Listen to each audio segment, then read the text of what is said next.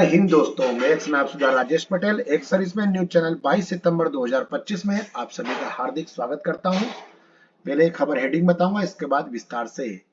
और खबर बहुत अच्छी है। इसके अंदर आज रिकवरी की अपना कंपटीशन की इसके बारे में खबर है, और बाकी यूपी में जो सैनिकों की 36% वैकेंसियों के बारे में खबर है। तो पहले खबर हेडिंग, कंपटीशन रिकवरी 15 साल पर रोक, अब रास्ता साफ। कंपटीशन ROI 8% के अनुसार 11 साल तक रिकवरी, हाईकोर्ट का आदेश। सशस्त्र बलों के सैनिकों को सम्मान राशि 100% का इजाफा, मेडल राशि। CAPF के रिटायर्ड सैनिकों ने भेदभाव के लगाए आरोप। JNK में सेना एक मामले में पिछली विशेषज्ञों ने दी चेतावनी।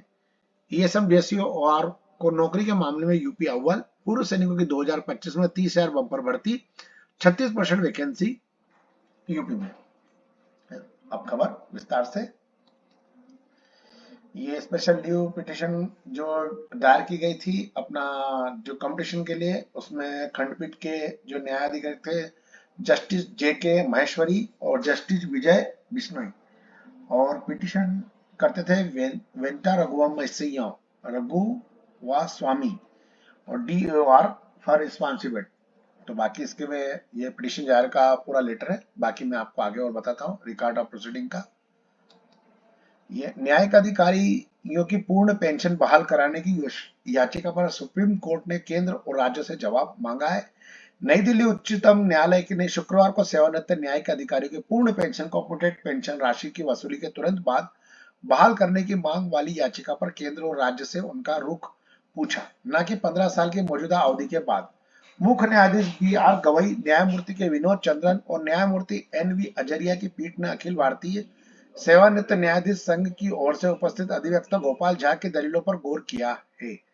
झा ने कहा कि मौजूदा नीति के कारण पूर्व न्यायिक अधिकारी प्रतिकूल स्थिति में मुख्य न्यायाधीश ने केंद्र और सभी राज्यों को नोटिस देकर यह राशि बाद में सरकार द्वारा पेंशन से कटौती की मांग के माध्यम से किस्तों में वसूल की जाती थी, जो कि EMI के माध्यम से ऋण का पुनर्भुगतान के समान है। नियमों के अनुसार पूर्ण पेंशन बहाल होने से पहले 15 वर्ष की अवधि तक कम्यूटेटर पेंशन में कटौती की जाती थी। हालांकि AIRJA ने तर्क दिया कि 8% प्रति वर्ष की दर से ब्याज सहित पूरी मूल राशि 11 वर्ष से कम समय में पूरी तरह वसूल हो जाती है। एसोसिएशन ने कहा कि इस अवधि के बाद भी कटौती जारी रखना मनमाना और अनुचित है, तथा इससे पेंशन भोगियों को उस धनराशि के लिए दंडित किया गया है जो उन पर कभी बकाया नहीं थी। इसलिए याचिकाओं में पीठ से संचार राशि की बहाली अवधि के मुद्दे पर विचार करने का आग्रह किया है। याचिका में कहा गया है कि प्रतिवादियों को निर्देश दिए गए हैं कि वे सेवानिवृत्त न्यायिक अधिकारी से गणना राशि और उस पर ब्याज सहित वसूली पर पूरे पेंशन बहाल करें तथा इसके विपरीत सरकारी आदेश का दें।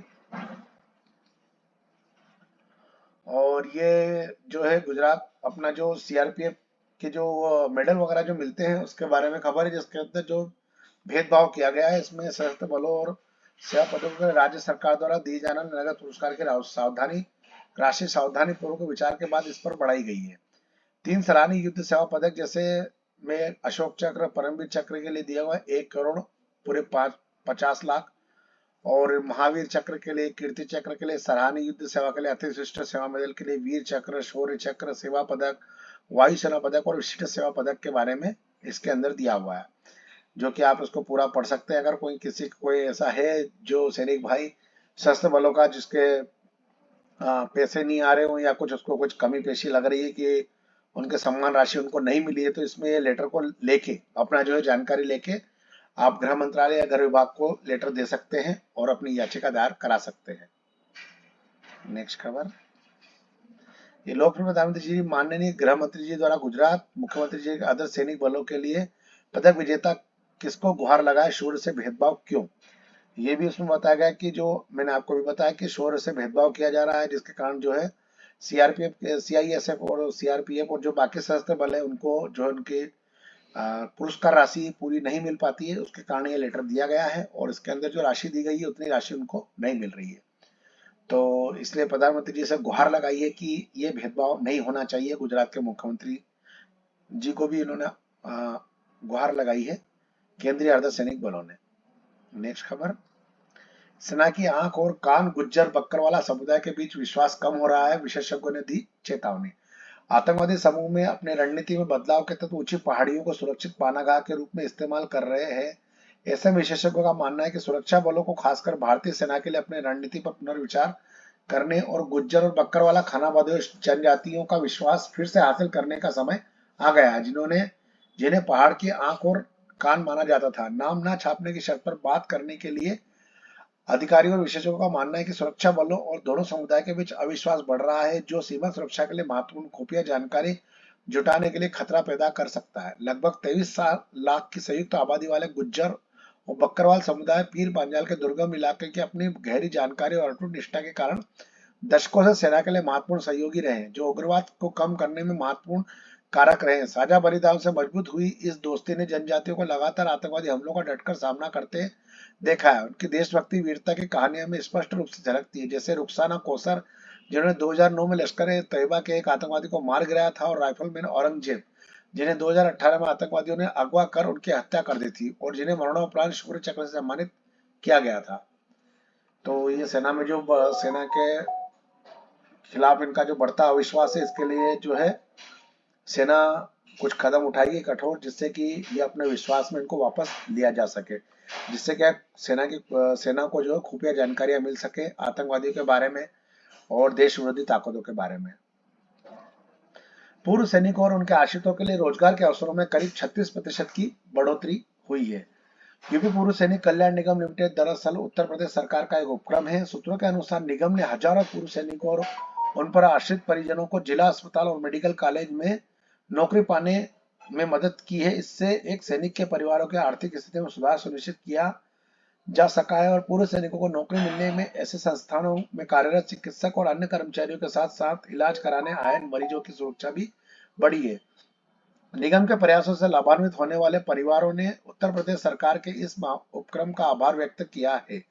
यूपी पूर्व सैनिक कल्याण निगम के प्रबंध निदेशक मेजर जनरल सेवानिवृत्त शरद विक्रम सिंह ने निगम की उपलब्धियों की जानकारी देने के लिए उत्तर प्रदेश के मुख्यमंत्री योगी आदित्यनाथ से मुलाकात की। सीएम को यह जानकारी दी गई है कि निगम किस तरह से सरकार के मार्गदर्शन में कल्याणकारी कर रहा है। मुख्यमंत्री को यह जानकारी भी दी गई है कि इस साल पूर्व सैनिकों और उनके आश्रितों के लिए रोजगार के अवसरों में करीब 36% की बढ़ोतरी हुई है। यह भी बताया गया कि पिछले वर्ष जहां 22,000 लोगों को रोजगार मिला था, वहीं इस वर्ष नौकरी पाने वाले पूर्व सैनिकों और उनके आश्रितों को संख्या 30,000 हो गई है।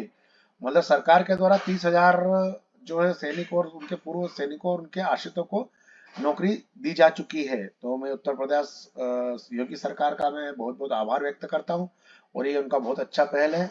और नेक्स्ट कल मैं आपको एमपी में जो कांस्टेबल की भर्ती है उसके अंदर पूरी वीडियो डालूंगा आपको। तो जो है कल भी आप विशेष रूप से उसको देखें।